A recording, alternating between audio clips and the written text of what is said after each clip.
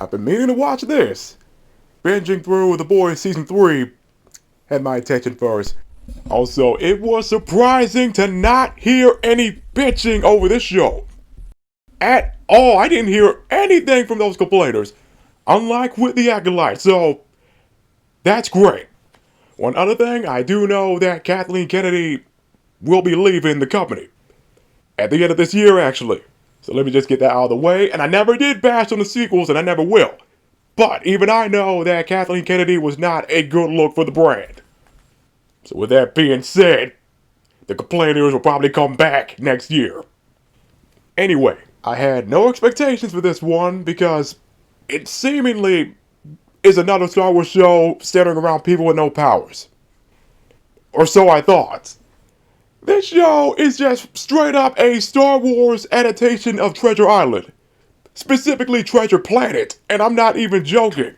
The show is set after the original trilogy, so it's around the Mandalorian timeline. You know what? Thank you for that. Not another piece of Star Wars media set during the original trilogy.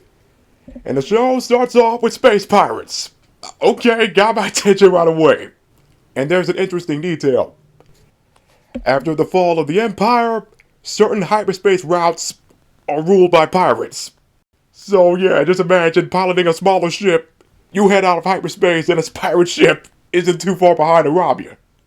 The pirates will operate a New Republic ship or a ship protected by them.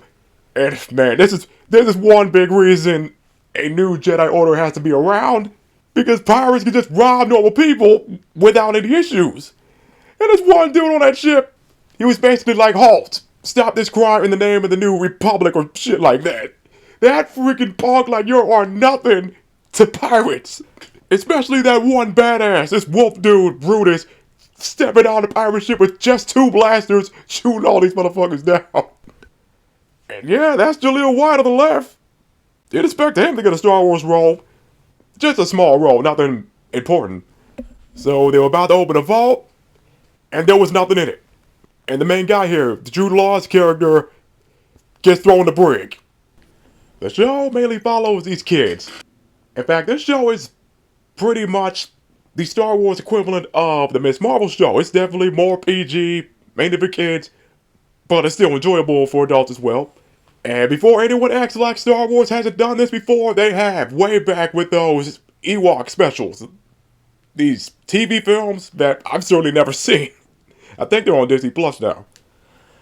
And the rest of episode 1 was certainly reminiscent of movies from the 90s. In a good way. And the planet they're on, Aten, I'm sure there has to be just one planet in the Star Wars universe that looks normal. Almost completely normal.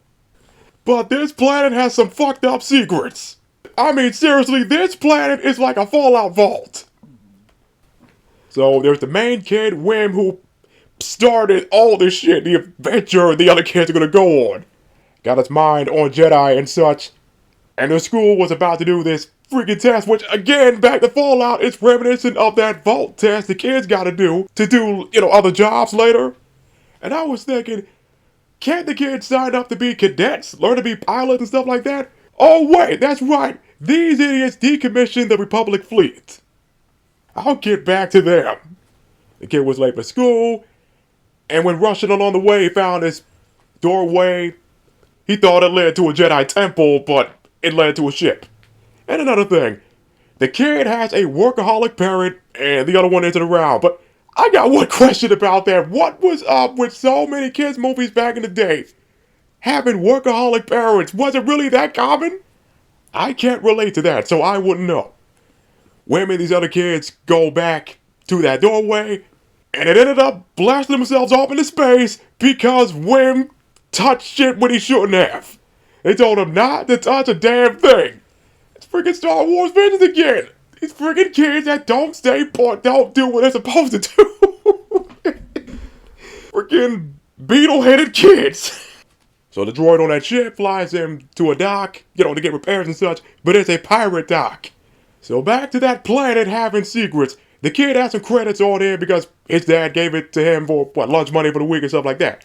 And he used that to pay for some food, but the people noticed that the credit, that's some high quality stuff. That is not common. the kids got locked up and bumped into Jude Law's character, and he's force sensitive. The lightsaber, they found that later. That wasn't in this episode. But yeah, he could use the Force. Definitely not a Jedi. I gotta chalk him up on the gray Jedi list. A Force-sensitive pirate. That would be the best. He would be the most feared pirate in the galaxy, but he would have to keep those powers secret to most, because if a dude on his crew was this motherfucker right here, he would sell them out to the Empire for money. So the rest of the show is about getting home, getting directions home. And another detail about their planet, most don't know about it. This planet is off the maps. It's hidden.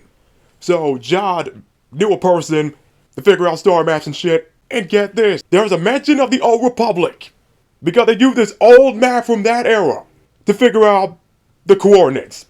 And no one talks about this. No one talks about a Star Wars show now finally acknowledging the Old Republic.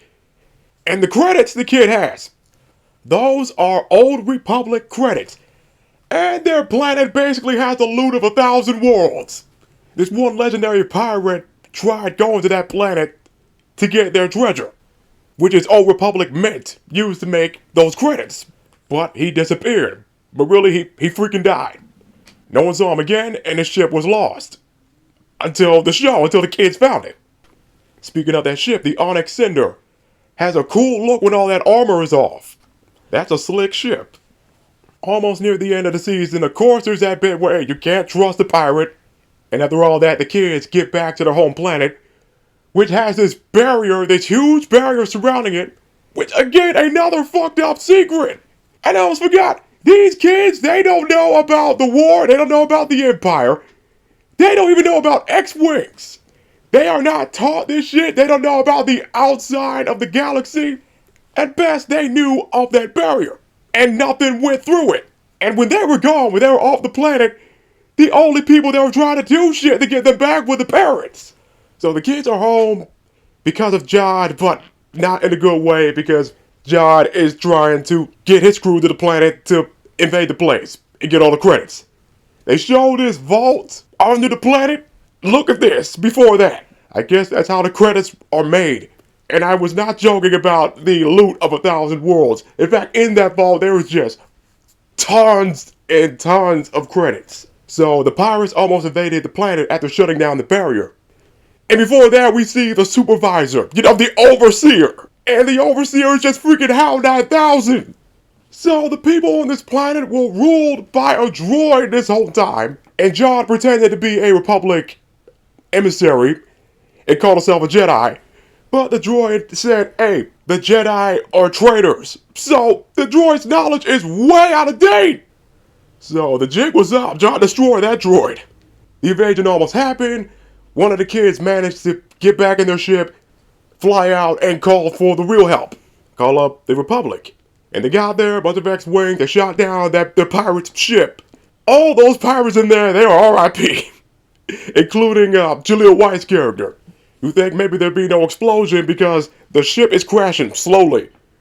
But no, there was an explosion after that. Plans are thwarted, the planet's saved, and Jod just stays there in that room where the supervisor was.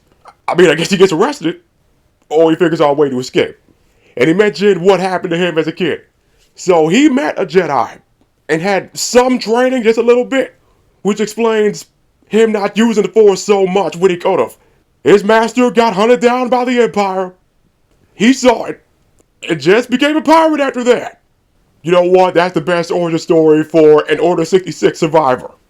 And after watching the whole show, he counts as the gray. Definitely chaotic neutral, because that's how pirates are. Not exactly good, but not exactly all evil either. Not much else to say besides there being a lot of practical effects. And they're all good. Such as on Brutus, and also one of the other kids. I couldn't tell if that was CGI or practical, but it is practical effects, man, so it was that good. Back to the New Republic Senate. Now, when it comes to all the secrets of Ant-Anton, it seems to not been them, considering the freaking overseer's knowledge.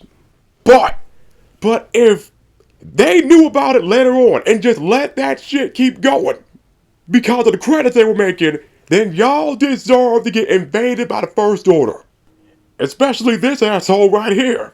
I wouldn't put it past the New Republic Senate to keep some secrets like that. Now, with that being said, when these shows finally get back to the sequel trilogy timeline, I doubt one of those 4 kids are going to still be around by then. Or 3, I should say, because one of them is a droid. So yeah, this show is certainly enjoyable.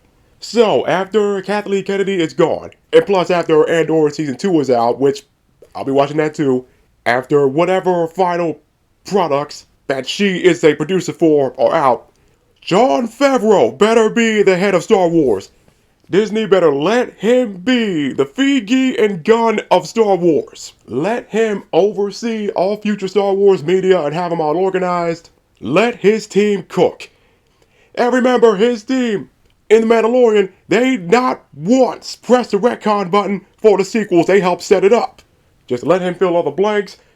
Heck, maybe let him make special editions for the sequels. Something I thought would have happened with them years ago.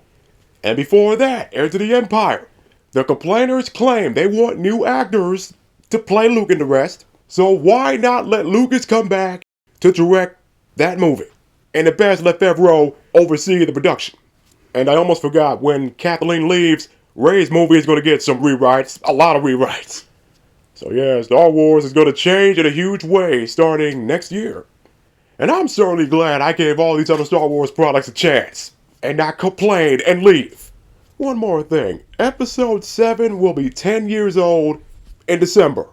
Jeez, that's a weird feeling. Time flies.